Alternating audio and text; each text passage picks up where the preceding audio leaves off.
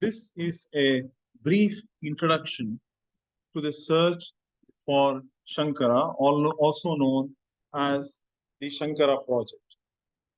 Now, if you wish to learn more about the Shankara Project, there are several videos on the same YouTube site, Search for Shankara. Now, this project is also known as the Shankara Project, and it is basically a search for Adi Shankara. The project itself is an academic research project. It is not political. It is not concerned with the history of the various Shankarite institutions or the Shankara Mathas, and it is not. It does not advocate for the viewpoint of any single Matha or Shankarite institution. So, what is this Shankara project? Basically, the plan is to conduct archaeological field surveys across the nation to gather material above the ground. For example, this is an 8th century Pallava temple, Yoga Dakshinamurti panel, and Shankara can be found here. So, above the ground, wish to gather hard evidence, basically images, inscriptions, murals, shrines, or temples dedicated to Shankara.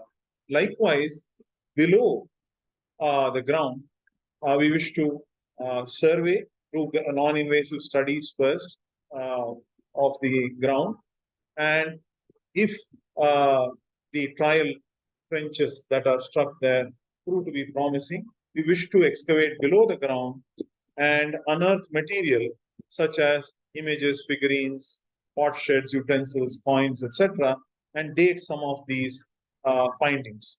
Now, the reason we want to, one of the historical reason we want to do this project is because the Adi Shankara's biographies are late. They are written between the 16th and the 20th century, and hence far removed from his time.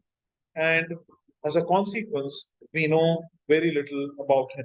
But there is much more, and that is that we don't even at the very basic level knew sort of know how Shankara looked. This is a modern image of Shankara, and that basically is built based on the concept of the great painter Raja Ravi Varma's concept of Shankara in his paintings. Look at the similarity between this. But iconographic studies suggest that Shankara looked very different. This is a Vijayanagar period image, but even in early images, Shankara had a more round face and he looked quite different than how he is portrayed in these modern images. So, if by doing this study, one of the issues is we'll be able to understand how Shankara looked at the various stages of his life and use that information to build modern images specific to the context as time goes along. But it's not that alone. There is a lot more that we need to find out, and I will tell you what all. But there is a necessity, a grave necessity to do this project. Let me tell you why. Basically, as you know, Shankara was one of the greatest philosophers saints. He is the one who supposedly revived the Hindu faith and unified various sects. Yet, negligible archaeological research has been conducted on Shankara's life and times. All the studies have been textual in nature, looking at his biographies and also studying them in light of other texts. Now, we have to take a leaf out of how the similar studies were conducted in the case of the great Buddha. And here, in the case of the great Buddha and the early Buddhist tradition, over the last 150 years, the surveys and excavations of the various stupas, chaityas, the caves, the monasteries, etc., has been going on. But in addition to that, for the last 150 years, uh, excavations have been done. Now, this is the famous excavation at Piprava, where the relics of Buddha were found by the Archaeological Survey of India, by K.M. Srivastava. And this is the excavation within his mother's, the great Buddha's mother's Maya Devi temple at Lumbini, where they went where Cunningham, a British archaeologist, along with his Nepalese counterparts, went below the Mauryan strata, here the Mauryan brick, and basically he found the post holes of the structure that probably anchored the pillars or the bamboo supports that held up the structure, and took out the carbon and dated this, coming up with a very reliable date of mid-6th century BCE for the Buddha. Now, the excavations and the surveys for the Buddha were done when the pace of urbanization was much slower. Things were very quiescent, and the entire development and growth was at a very nascent stage. And so there was a luxury that these particular sites would not basically get constructed. Nothing would get constructed nearby, no encroachment, etc., etc. Now, in addition to this, in the case of the studies related to Buddhist tradition, there was tremendous support by various governments, international governments, basically from several countries, the UNESCO, and also a dedicated central government network of institutions that spearheaded these studies. Now, unfortunately, in the case of Shankara, these luxuries are not available.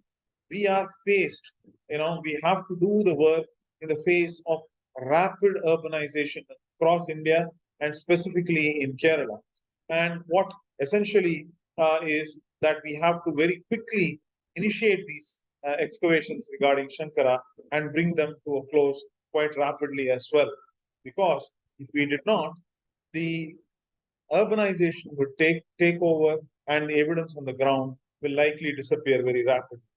Therefore, the search for Shankara requires the active involvement and generous contribution of individuals across the globe in order for this project to succeed. Now, more about this project. What is it? Basically, the plan is to excavate, as I told you, but also do surveys. Now, during a recent field survey in Kerala, I had the good fortune to basically find a plethora of materials related to Shankara against advice that I would find nothing. In addition to that, 7 sites were identified that were associated with Shankara, which, when excavated, are likely to yield a lot of evidence. One of them, 2 of them, are endangered and they need to be excavated immediately. One of them is the ancient Bhagavati temple, the ancient Kuladevi temple of Shankara, which is which was located in an open plot near the Kaladi market, and this, I am told, is in danger of vanishing because possibly a commercial complex is intended to be built over this particular spot.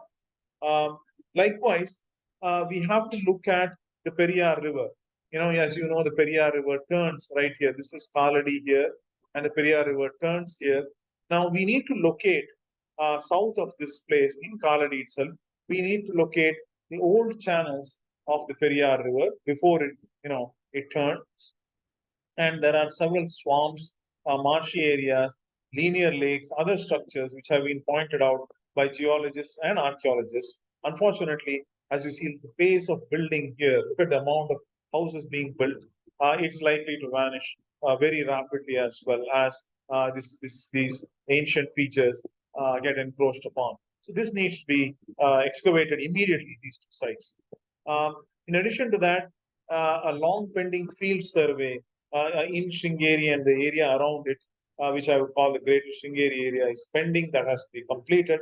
But we cannot stop only at the south.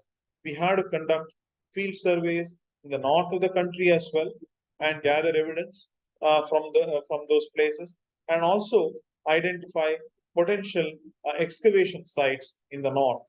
One such site has been already identified at a place called Shivrajpur, which is in the Panchmahal district in Gujarat. There is strong evidence based on a copper plate that there was an early temple dedicated to the Bhagavad Pada, and also provision made there for feeding Parivrajakas. So that particular area need to be surveyed and excavated as well. Now, once we are at that stage, we need to contemplate and complete the remaining 5 excavations, including the various houses. This is the famous Kapalli Mana, the ancestral home of Shankara's relative. We need to get permission from these several families, his maternal home, his paternal home, and other houses associated with Shankara, and excavate on their grounds, and also in the Vadakanathan temple if permitted. So these need to be completed quickly. What do we expect to learn from this? There is a tremendous amount of information which we hope to gather. As I told you, we will certainly through the surveys get quite a bit of evidence, which is the images, inscriptions, murals, and so on and so forth. But in addition to that, we need to gather the local legends about Shankara, correlate them to the structures, and also there are many biographies of Shankara which pretty much are unknown. Like in Kerala, there are many palm leaf manuscripts that talk about Shankara's life. We need to study some of them. Now, of course, the large structures like the Bhagavati temple I just mentioned, those structures once excavated, we need to find mechanisms working with the Archaeological Survey of India or the State Archaeology Department to actually preserve those ancient structures. Now, obviously, materials found under the ground, once excavation is done, we need to basically catalog, photograph, and preserve them. And the important ones had to be sent off to labs to be dated. Now, we have to, once we have got all these materials from excavations and also surveys above the ground, we will have tremendous amount of fact-based information, reliable information, evidence, based on which a more a factual biography of Shankara can be constructed. Now, due to the excavations at these various houses, to be able to confirm his birthplace and his childhood residence and the time he likely spent there. Now, he had talked about creating reliable sketches and portraits of Shankara. Now, this is an ancient mural of Shankara. Here, too, we see his face is quite round and he is adorned with ornaments and also sports a yoga patta, which is quite unique. And his feet are crossed. So it's very unique that we see here. Now, using these various images, we would like to create portraits or sketches of Shankara through computer, using computer graphics at various stages of his life. Now, obviously, these various excavations will give us a more reliable date for Shankara and also a better idea of his lifespan. People now believe his lifespan is probably a little bit more than 32 years. Now, Kerala, not much is known about the history of Kerala because of variety of reasons, and these excavations will help us understand the culture of Kerala before and after the time of Shankara and the worship practices prevalent there as well. Of course, lastly, we would like to know if Vadakanathan temple was the final resting place of Shankara or not, and that can be done through the ground surveys and also the proposed excavation. However, this is a very large project and it cannot be done single-handed. So I will have to assemble a small team of an archaeologist, a geologist, Sanskrit and a Malayalam scholar, and also a documentation and administration person. So this team would actually, along with me, have to execute this project. This project may take a long time. It's likely to take about 7 years, and the total cost of the project works out to be about 7 crores. And that is why we request people to generate, help us generate revenues and contribute generously so that this project can be initiated rapidly and concluded rapidly because of the possibility of the sites vanishing or the sites getting endangered or encroached upon. Now, people from all walks of life are welcome in addition to join us and volunteer for this project. Former archaeologists from the ASI and state departments, they can guide us in various ways. Chartered accountants can help us form the entity through which this project will be executed, web designers for sharing the information, electronic marketing persons who can help us with electronic marketing of this project, those with knowledge of Sanskrit, Malayalam, and also those who have got good administrative skills and typing skills, which is waning skill now, but most welcome because tremendous amount of documentation is required. Now, it is expected that the project will initially be the research office will be in Tanjavur, Tamil Nadu, and then later on the field office will be near Kaladi in Kerala.